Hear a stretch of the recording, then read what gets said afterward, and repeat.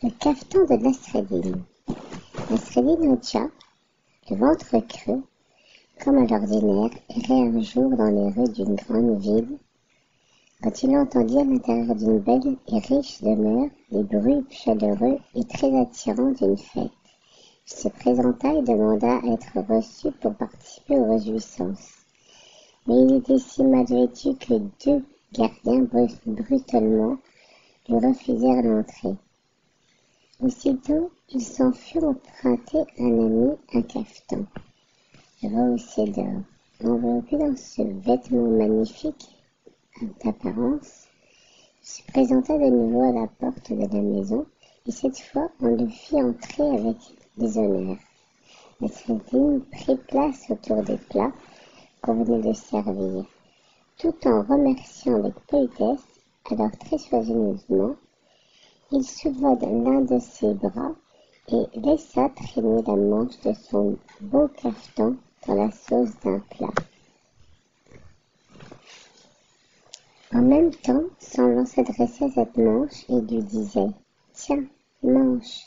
Le maître de maison s'étonna, s'indigna, s'écria « Mais que fais-tu? Tu es fou !»« Pas du tout, répondit Nasreddin. Ce n'est pas moi qui suis l'invité, c'est mon cafetan. Il est normal que ce soit lui qui mange. » Le ménage de Dieu. Un peu partout au Moyen-Orient, on raconte que Moïse se promenait un jour dans la campagne quand il vit un berger en prière.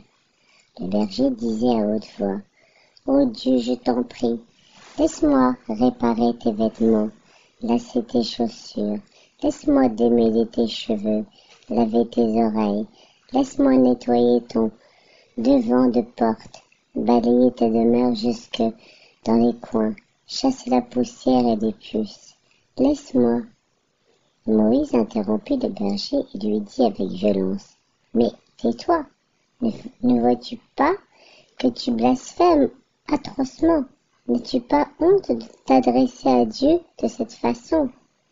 On entendit alors la voix de Dieu dire à Moïse « Mais de quoi tu te mêles? C'est vrai que depuis quelque temps, on n'a pas fait le ménage chez moi. » Dire la vérité. Si nous cherchons la vérité, laquelle, selon Victor Hugo, finit toujours par être inconnue, c'est que nous croyons qu'elle existe. Il s'agit là d'une croyance aussi fragile que les autres. Dans certains cas, il est cependant indiscutable que la vérité, ou tout au moins une vérité partielle, existe. Par exemple, dans une courte histoire arabe, où l'homme très irrité dit à sa femme « Je te répudie si tu me dis pas la vérité. As-tu volé quelque chose dans ma poche ?» La femme répondit, en le regardant dans les yeux « J'ai volé? Je n'ai pas volé. » L'homme réfléchit un instant. Il comprit que de toute manière, son épouse avait dit la vérité, comme il le lui demandait, et il se calma. Le livre et la clé. Court dialogue entre 2 sophies. Je vendrai le livre de la vérité pour 100 de pièces d'or. Et certains hommes diront, ce n'est pas cher. Et moi, dit l'autre, je le livrerai la clé qui permettra de le comprendre. Et certains hommes n'en voudront pas, même si je la donne pour rien. La vraie fleur. L'histoire arabe ou juive, on la raconte dans les 2 traditions, montre une autre manière de déceler la vérité dans un monde livré à l'artifice, ou si l'on préfère au virtuel.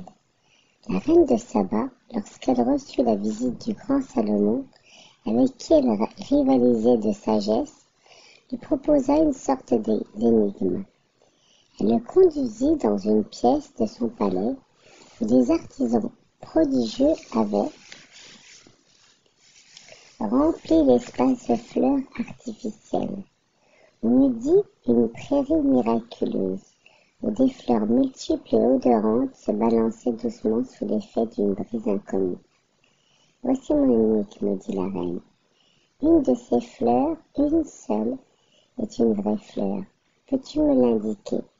Salmon regarda attentivement autour de lui. Il fit appel au trésor de sa sensibilité, à toutes les forces de sa concentration. Il ne put désigner la vraie fleur. Alors, comme il suait en abondance, il dit à la reine de Saba: « Il règne ici une chaleur inhabituelle. Peux-tu demander à un de tes serviteurs d'ouvrir une fenêtre ?» La reine ordonna qu'on ouvrit une fenêtre. « Voici la vraie fleur, » dit le roi. Un instant plus tard, il ne pouvait pas se tromper.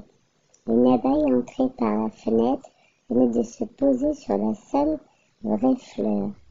S'il est toujours difficile d'être Salomon, disent les commentateurs de cette histoire, il est encore plus difficile d'être l'abeille.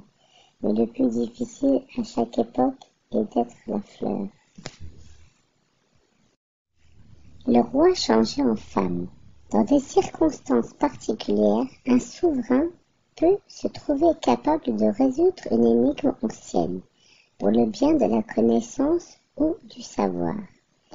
C'est ce que nous raconte cette légende indienne, sur le mode connu de la métamorphose. Un roi, à la suite dont ne sait quelle malédiction, fut très sévèrement puni.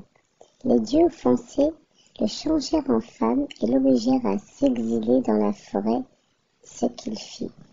Dans la forêt, après quelques semaines d'errance et de mendicité, le roi femme rencontra un jeune et vigoureux coupeur de bois qui vivait seul.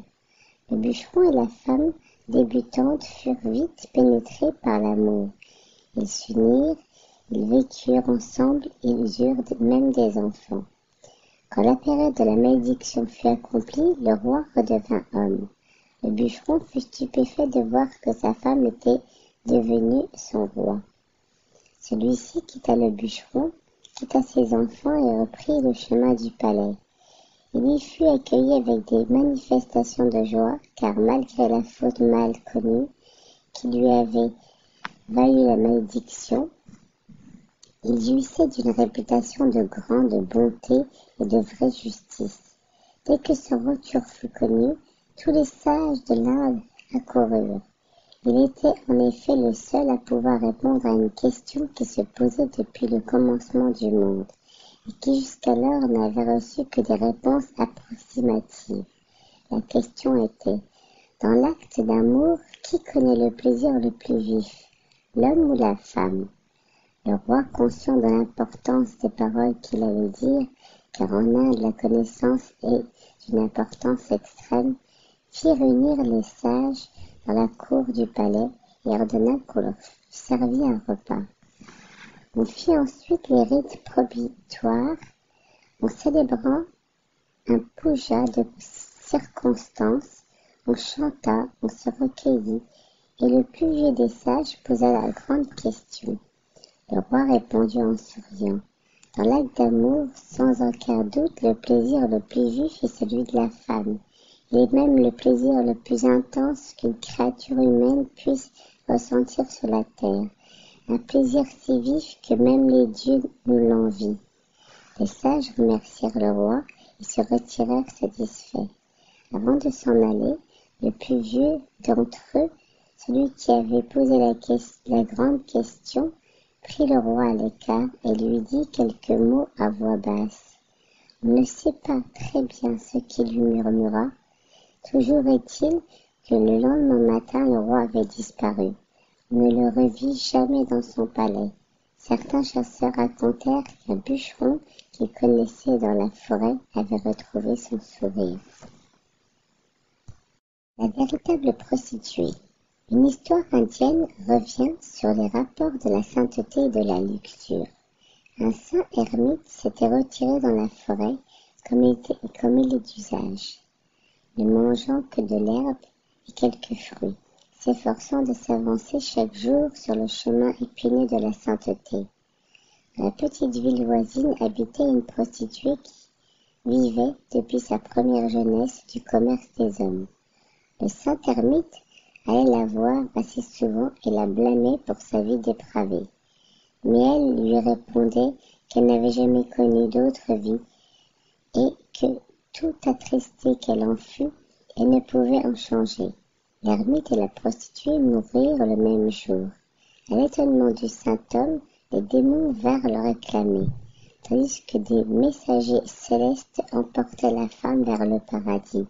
« Mais pourquoi dois-je aller en enfer ?» s'écria l'ermite, « alors que cette femme de débauche va connaître le ciel et la vision des dieux ?» Une voix lui répondit, « Parce qu'elle n'a pas aimé sa vie, qui lui était imposée, alors que tu as aimé la tienne. Son cœur était resté pur, alors que le tien s'est laissé envahir par le désir et la vanité. En contemplant les péchés d'autrui et en les comparant à ta vie, que tu croyais saine, tu es devenue impure. La véritable prostituée, c'est toi. »